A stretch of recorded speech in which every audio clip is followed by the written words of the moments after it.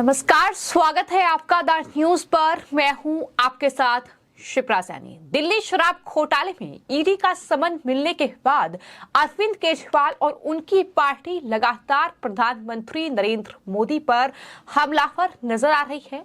अरविंद केजरीवाल को कहीं न कहीं समन मिलने के बाद ये अंदाजा हो चुका है कि उन्हें गिरफ्तार किया जा सकता है इस पूरे घोटाले में, और यही वजह है कि गिरफ्तारी का डर अब उनके बयानों में साफ तौर पर झलक रहा है। जी हां, अरविंद केजरीवाल जो कि दिल्ली के मुख्यमंत्री हैं, उन्होंने हरियाणा के शपथ ग्रहण कार्यक्रम में प्रधानमंत्री नरेंद्र मोदी पर जमकर हमला बोला।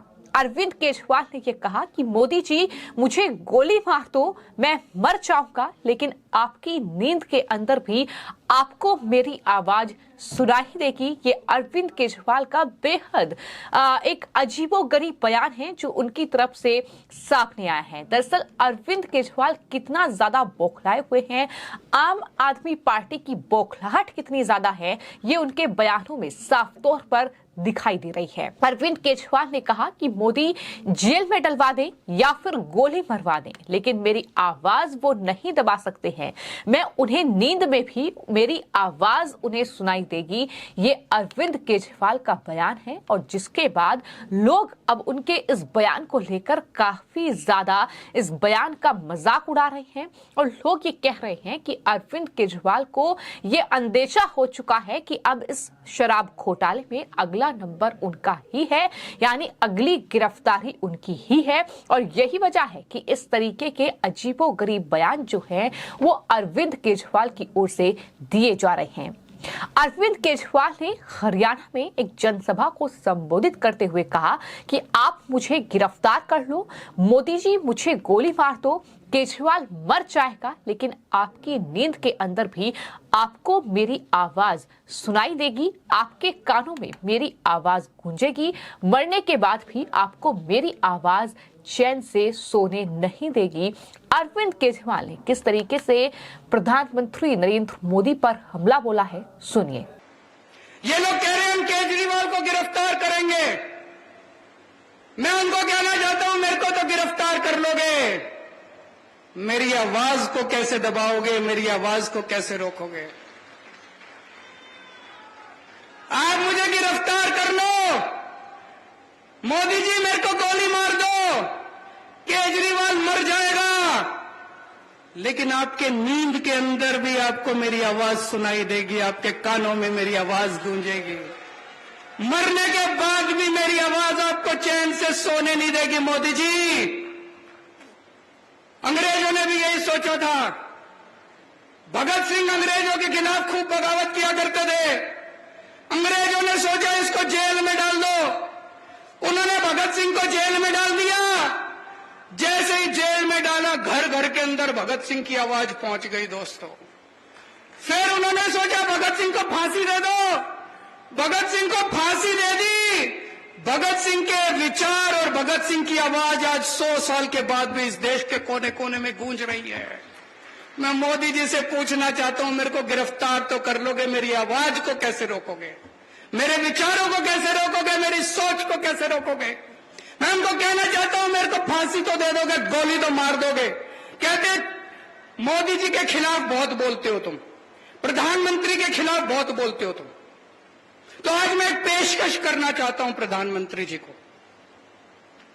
प्रधानमंत्री जी, मैं आपका समर्थन करूंगा, पूरी आम आदमी पार्टी आपका समर्थन करेगी।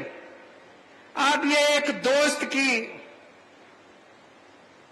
दोस्त की वो क्या कहते हैं, नौकरी करना बंद कर दो, दोस्त की दोस्ती छोड़ दो।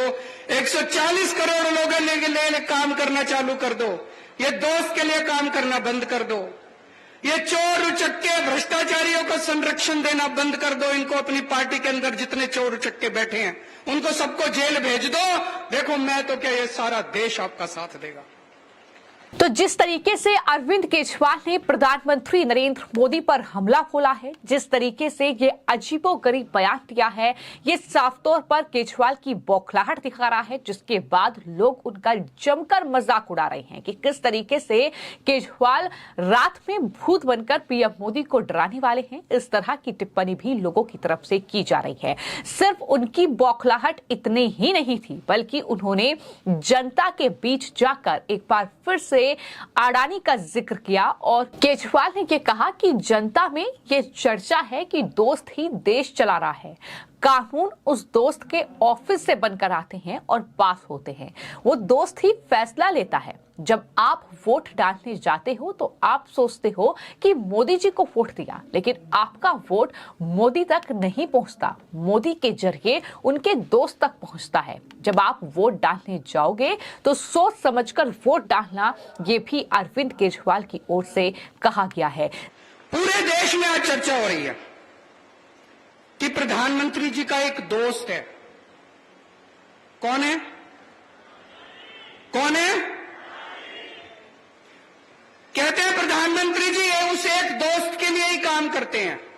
पूरे देश में चर्चा है, मैं नहीं कह रहा, गली गली में, नुक्कड़ नुक्कड़ पे, चाय की दुकान पे, पान की दुकान पे यही चर्चा है कि प्रधानमंत्री जी एक ही आदमी के लिए काम करते हैं, एक ही दोस्त के लिए काम करते हैं। और आजकल तो चर्चा उल्टी होने लगी है कि असल में ये दोस्त ही देश चला रहा है, सारे निर्णय वो दोस्त ही ले रहा है, प्रधानमंत्री जी निर्णय नहीं ले रहे। जनता में चर्चा है, जनता में चर्चा है। लोग मेरे को आके बताते हैं कि जी दोस्त ही देश चला रहा है, कानून उस दोस्त के ऑफिस से बन के आते हैं और पास होते हैं, वो दोस्त ही निर्णय लेता है।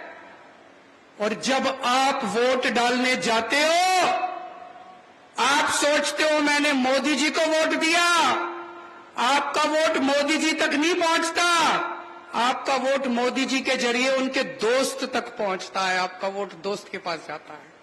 जब आप वोट डालने जाओ तो ये समझ लेना, ये स्थिति बेहद खतरनाक है कि अगर कोई एक दोस्त देश चला रहा है तो ये स्थिति बड़ी खतरनाक है।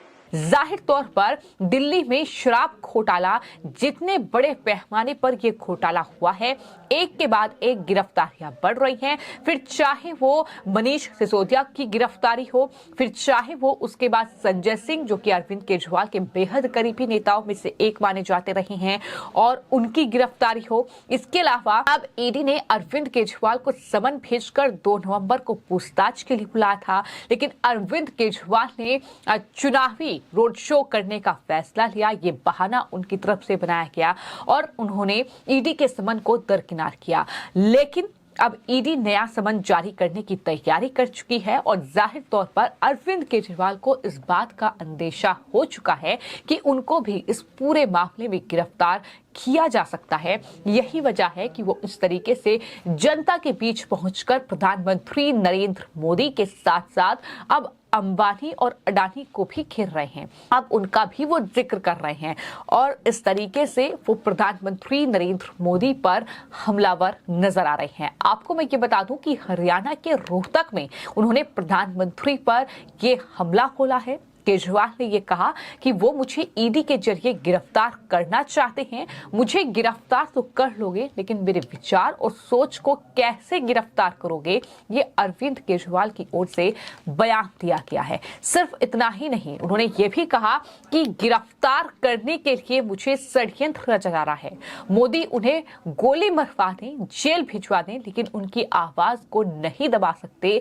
इस तरीके से अरविंद केजरीवाल ने प्रधानमंत्री पर ये हमला बोला है। उन्होंने ये भी कहा प्रधानमंत्री मोदी जो हैं वो अडानी के हाथों में खेल रहे हैं, अडानी उनके दोस्त हैं और उन्हीं के यहाँ पर कानून बनते हैं। तो ये तमाम बयान अरविंद केजरीवाल की ओर से दिए गए हैं, लेकिन उनकी तरफ से ये भी कहा गया है कि अगर दरअसल प्रधानमंत्री जो है अडानी का साथ बंद कर दे तो वो उन्हें समर्थन करेंगे। इस तरह की बातें भी अरविंद केजरीवाल की ओर से कही गई हैं।